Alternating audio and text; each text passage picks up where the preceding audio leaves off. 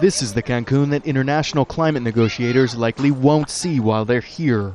Marta Enriquez came here with her husband 14 years ago from Veracruz state. He drives a taxi. She runs the household, which includes getting water from her cousin's underground pump. Municipal services like electricity and water do not arrive here. We've asked them to lay power lines, but they say they won't because we're squatters. It's like we don't exist. In the early 70s, Cancun was a fishing village of about 100 people. 40 years later, the population is nearing 1 million. The city attracts thousands of migrants every year from all over Mexico. Many of them end up living in squatter settlements like this one. On the other side of town, global climate talks take place in a massive air-conditioned convention center. It's a perfect metaphor, isn't it, in a way?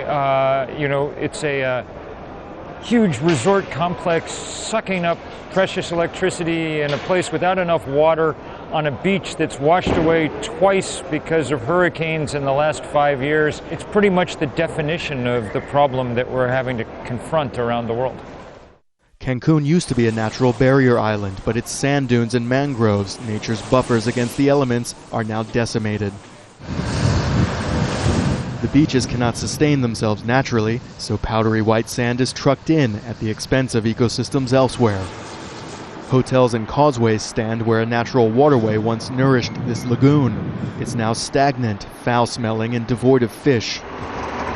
The city's open-air rubbish dump encroaches on the rainforest, several hundred hectares of which have already succumbed to Cancun's expansive development.